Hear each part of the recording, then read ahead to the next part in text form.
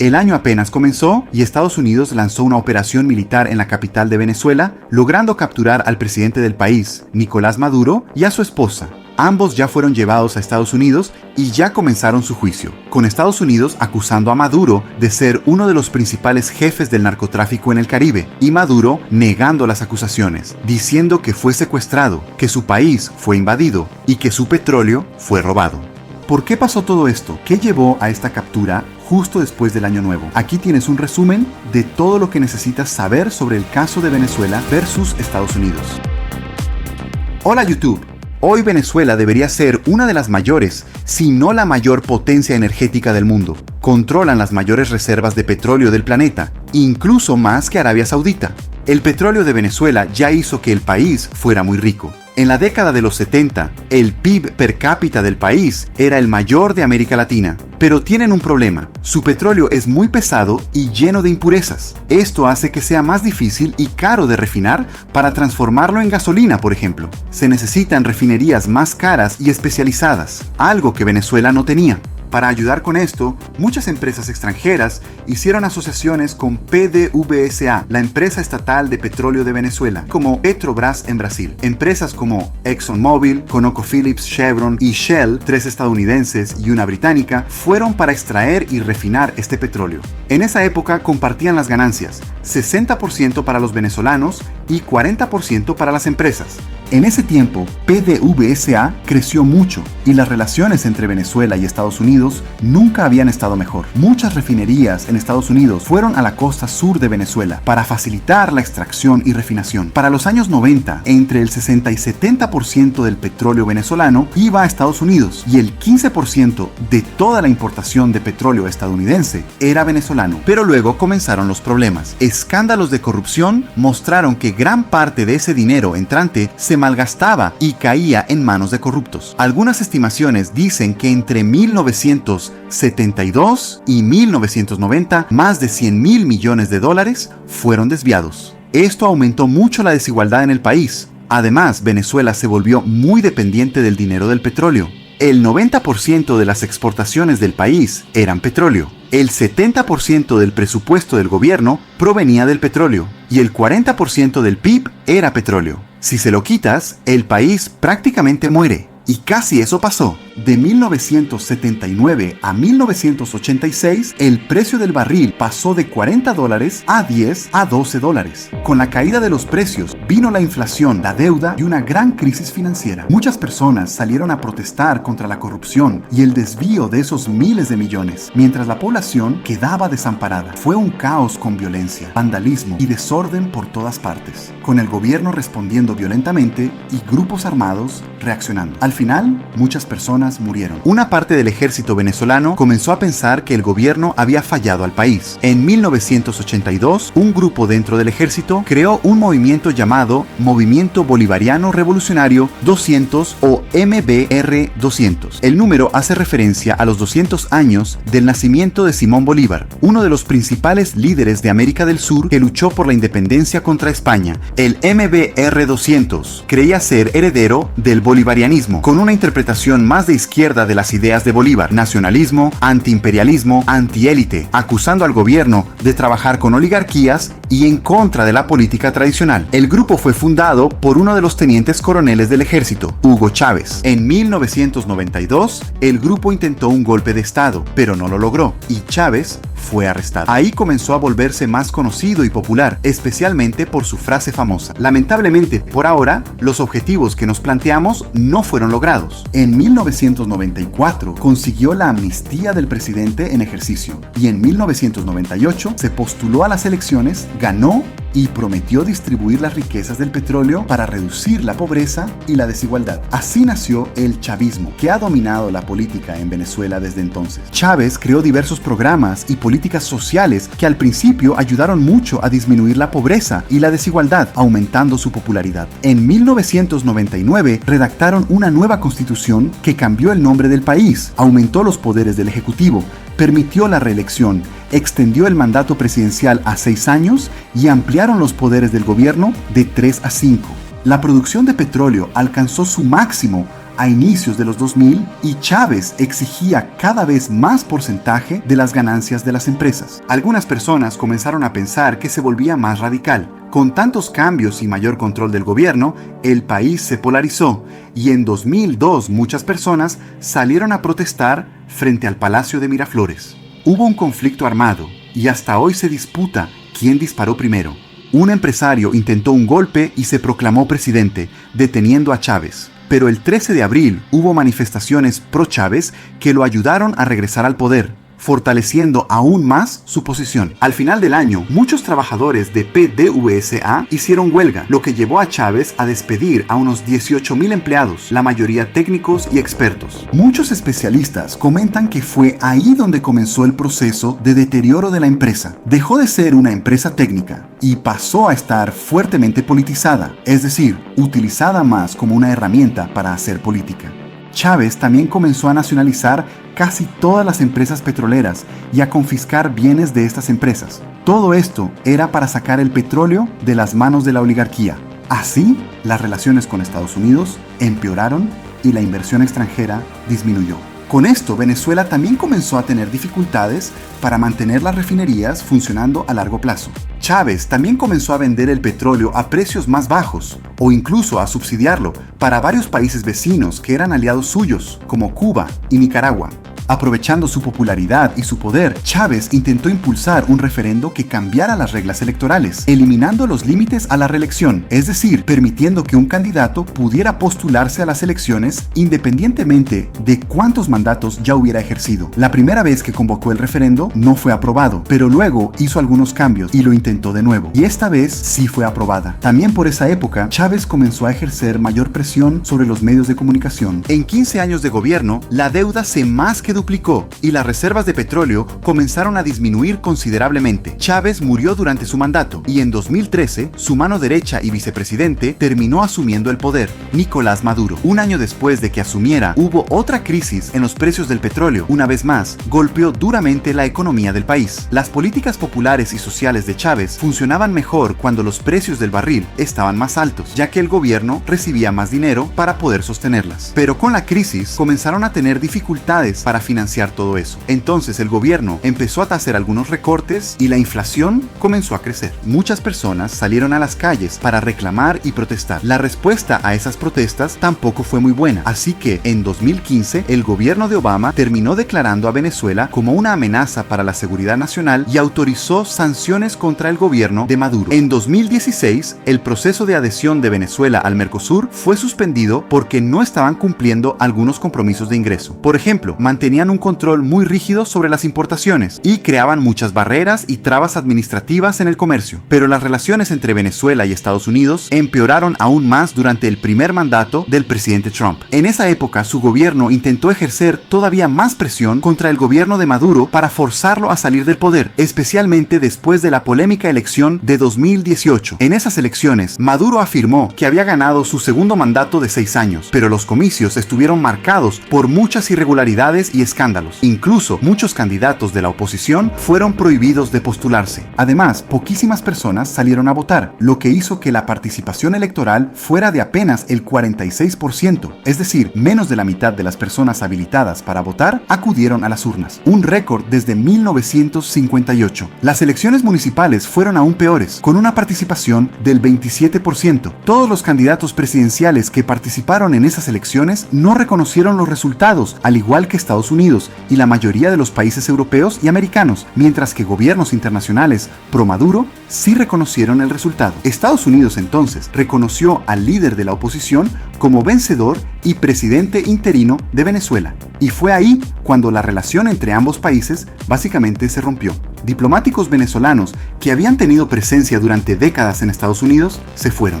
Hubo muchas más sanciones contra el gobierno venezolano. Estas sanciones impedían que el gobierno pidiera dinero prestado en dólares para financiar sus deudas. También se prohibió a las empresas estadounidenses comprar petróleo venezolano o transportarlo. Esto impidió que Venezuela accediera a las refinerías especializadas en Estados Unidos, que durante años usaban para refinar este petróleo más pesado y difícil. También hubo sanciones que dificultaban que productos necesarios para refinar ese petróleo llegaran a Venezuela, complicando aún más la refinación allí. Todo esto empujó llevó a la industria petrolera al colapso, arrastrando consigo la economía del país. Esto hizo que, hasta hace poco, Venezuela produjera menos petróleo que durante la Segunda Guerra Mundial, a pesar de tener las mayores reservas del mundo. El colapso económico fue uno de los mayores vistos en la historia moderna, con una hiperinflación del 130.000% en 2018. La moneda venezolana prácticamente perdió todo su valor y la gente comenzó a usar dólares. Los productos se volvieron cada vez más escasos en todo el país y más de la mitad de la población comenzó a vivir en la pobreza. Esto hizo que miles de venezolanos salieran del país. Se estima que alrededor de 8,6 millones de venezolanos viven fuera de su país actualmente, como migrantes o refugiados, incluso hacia Brasil. Por cierto, comenta si tú eres venezolano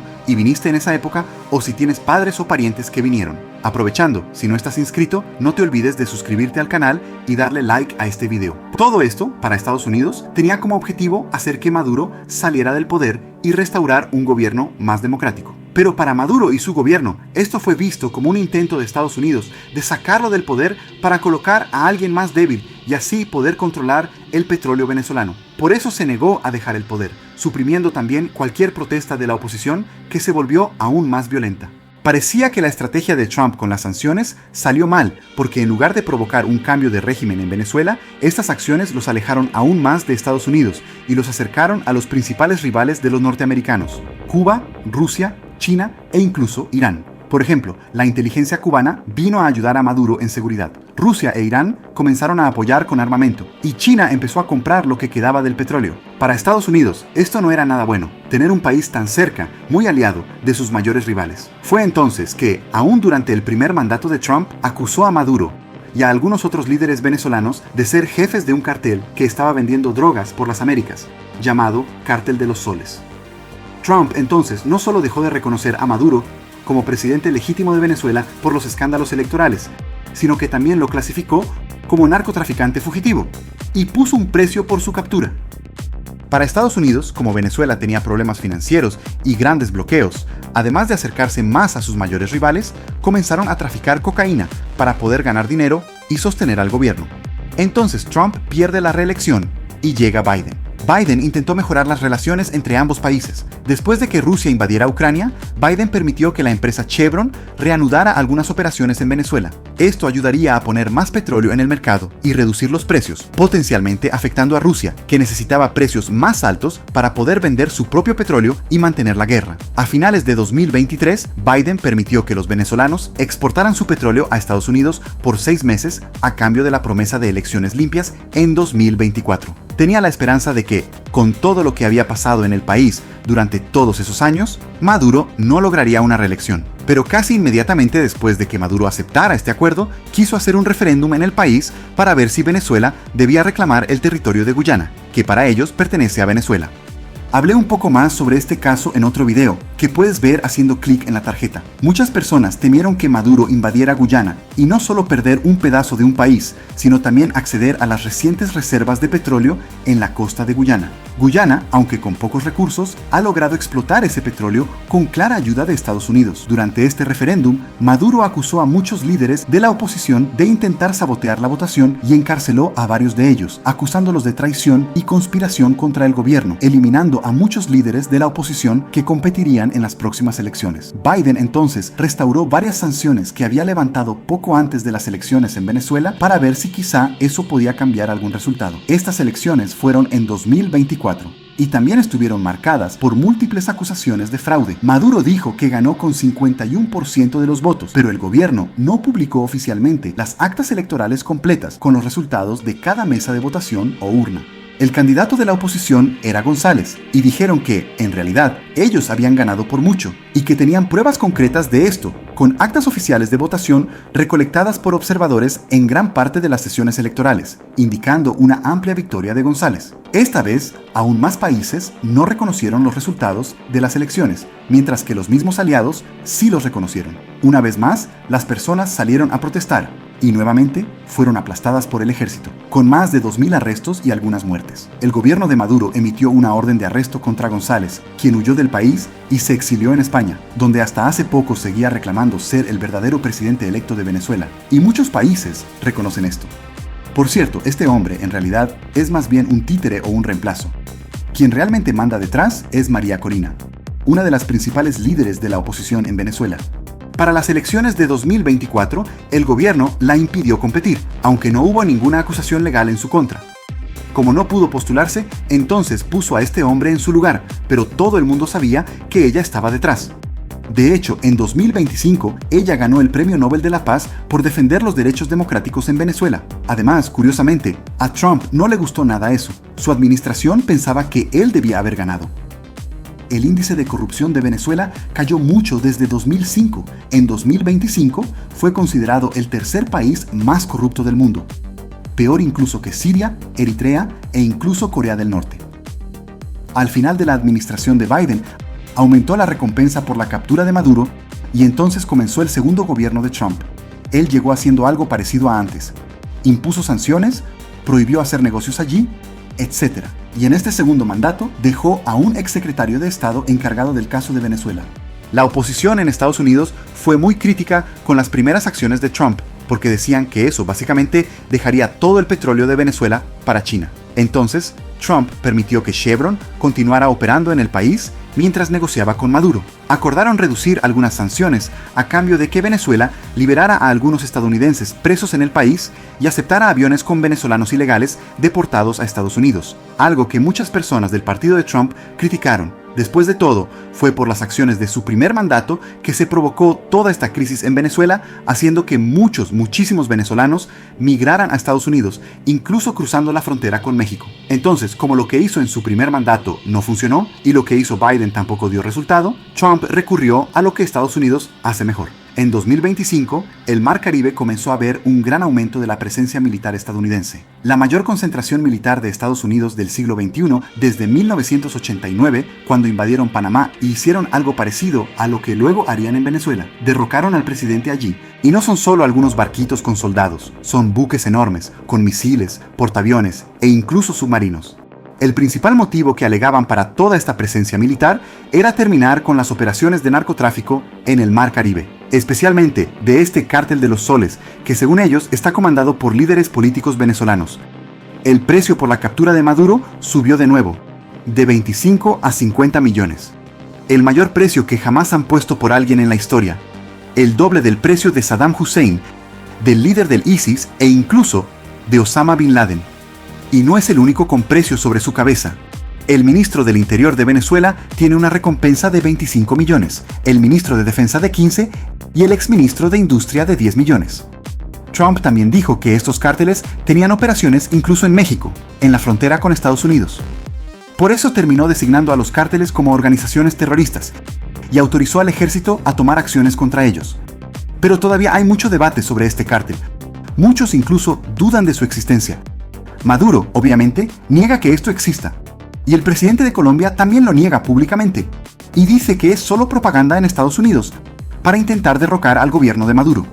El gobierno de México, al menos hasta mientras yo hacía este video, todavía no ha logrado encontrar vínculos entre los cárteles de México y los de Venezuela. Sin embargo, algunos países como República Dominicana, Ecuador, Perú, Argentina y Paraguay también declararon a estos cárteles como organizaciones terroristas. Ahora solo faltaba que alguien disparara el primer tiro. El primer ataque fue el 2 de septiembre, cuando un barco que llevaba 11 venezolanos desde Venezuela fue alcanzado por un misil, probablemente de un dron en aguas internacionales. El gobierno estadounidense declaró que este barco transportaba muchas drogas y que los tripulantes eran todos miembros de uno de los mayores cárteles de Venezuela, el Tren de Aragua. Fuentes internas del gobierno de Trump comenzaron a decir que incluso estaban considerando realizar ataques a bases de estos cárteles en territorio venezolano. Maduro, por supuesto, no estuvo nada contento con esto, protestó mucho en internet y empezó a movilizar sus fuerzas, prometiendo luchar hasta el final, apuntando armas unos contra otros. Hasta que el 3 de enero de 2026, Estados Unidos realizó una operación en pocas horas en Caracas para capturar a Maduro y lo lograron solo con algunos ataques aéreos contra objetivos de defensa, sin sufrir ninguna pérdida de soldados estadounidenses ni daños en equipos. Hubo muertes del lado venezolano en la seguridad de Maduro, que eran en realidad cubanos. ¿Recuerdan que mencioné que muchos vinieron de allí para ayudar en la seguridad? Pues sí, Trump entonces hizo un pronunciamiento diciendo que esta operación fue una primera ola y que estaban preparados para una segunda, pero que no iba a ser necesario y que ahora iban a mandar en Venezuela hasta tener una transición segura para que el chavismo no volviera. Entonces, según él, ellos están allí y si no cooperan, invadirán. También Maduro llegó a Estados Unidos y comenzaron los juicios contra él. La comunidad internacional condenó esta operación, una afrenta al derecho internacional y a la soberanía de un país. Y Rusia consideró esto una hipocresía. Muchos venezolanos celebraron la caída de Maduro, pero gran parte de la población estaba y aún está nerviosa, saliendo a las calles para almacenar suministros en casa por si las cosas empeoran. Muchos que estaban felices con la caída de Maduro pensaban que quien asumiría sería el presidente, que para ellos fue realmente elegido, González Barra Corina. Pero Trump dijo que quien asumiría sería el vicepresidente de Maduro, esta mujer aquí. Y eso entonces frustró a mucha gente, porque parecía que el chavismo no saldría del poder. Sin embargo, otros comentan que si hubiera removido a todos, probablemente se habría producido un caos aún mayor en el país. Delcy Rodríguez condena a Trump, dice que quiere que Maduro vuelva, etc., pero ya está negociando con Estados Unidos. Y aparentemente, al menos hasta el momento, parece que están cooperando. Y este es el resumen de la historia moderna, entre Venezuela y Estados Unidos. Pero ahora, ¿cuáles son los motivos que mencionan sobre esta acción de Trump? ¿Qué puede pasar con Venezuela en el futuro? Y tal vez con el mundo también. Voy a hablar de eso, en realidad, en otro video, y cuando esté listo, aparecerá aquí. Pero por favor, no olvides darle like a este video para que sepa que realmente quieren esta continuación, porque hacer estos videos lleva mucho tiempo. Así que lo publicaré solo cuando este video alcance 1000 likes. Hasta entonces, mira este otro video que habla sobre el caso de Venezuela y Guyana. Por ahora me despido, nos vemos en la próxima.